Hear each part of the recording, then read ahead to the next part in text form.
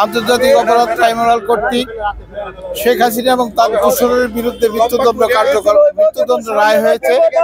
আমরা আশা করছি অনতিবিলম্বে এই রায় কার্যকারীর মাধ্যমে ছাত্র জনতা যে অবাধে নিহত করা হয়েছে, হত্যা করা হয়েছে, হত্যার বিচারটা বাংলার মাটিতে অনতিবিলম্বে কার্যকরী হবে বলে আমি আশা করি।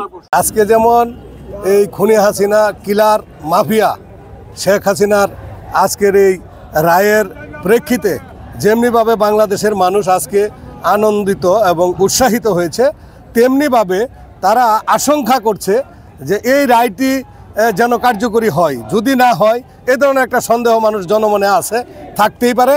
তবে আমরা কোনো প্রকারের বিশৃঙ্খলা আমরা বরদাস্ত করব না। আমরা ঐক্যবদ্ধভাবে বিএনপির নেতৃত্বে, বিএনপি শান্তির দল, জনগণের দল, দেশের উন্নয়নের দল, গণতন্ত্রের দল, সুতরাং বিএনপির নেতৃত্বে আমরা যে কোনো হীন চেষ্টাকে প্রতিহত করব ইনশাল্লাহ।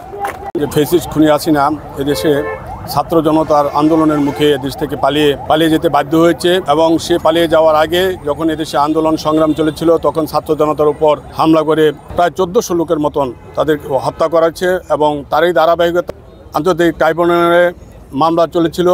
সেই মামলায় আজকে খুনি হাসিনা রায় কার্যকর হয়েছে, ফাঁসির রায় কার্যকর হয়েছে। এই জন্য আমি শ্রীপুর উপজেলা বিএনপির পক্ষ থেকে সন্তুষ্ট প্রকাশ করছি।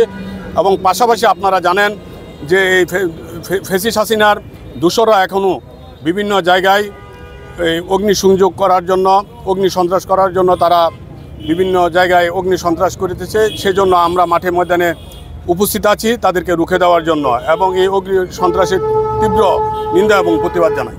হাসিনা এদেশ থেকে পালিয়ে গেছে, শুধু সে পালিয়ে যায় নাই, তার মন্ত্রী পরিষদ, তার 300 সংসদ সদস্য, মহিলা সংসদ সদস্য সহ 330 জন, উপজেলা চেয়ারম্যান, মেয়র, ইউনিয়ন পরিষদের চেয়ারম্যান, তাদের জেলা উপজেলা লেভেলের হিরন আরও মিনারেল ওয়াটার মাত্র 50 পয়সায় প্রতি লিটার। ইউনিয়ন লেভেলের যত নেতৃবৃন্দ আছে, এমনকি বাইতুল মোকাররম মসজিদের খতিবও পালিয়ে গেছে। তাহলে তারা কি আন্দোলন গড়ে তুলবে? তারা আবার কিভাবে ফিরে আসবে?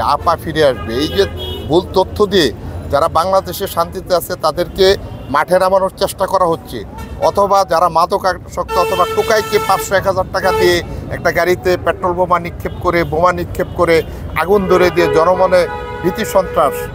জনগণ বুঝে গেছে যে অগ্নি সন্ত্রাস কারা করে। ইতিপূর্বে ফ্যাসিস্টের আমলেও বিভিন্ন গাড়িতে আগুন দিয়ে আমাদের নামে মামলা দেওয়া হয়েছিল। আজকে বিশেষ করে তার এই অগ্নি সন্ত্রাস প্রতিহত করার জন্য বিএনপি এবং অঙ্গ সংগঠনের নেতাকর্মীরা সারা দেশে রাজপথগুলোকে পাহারা বসাচ্ছে। তারা দিনে রাতে জনগণের জানমালের নিরাপত্তা নিশ্চিত করার জন্য তারা আইন শৃঙ্খলা রক্ষাকারী বাহিনীকে সহযোগিতা করছে।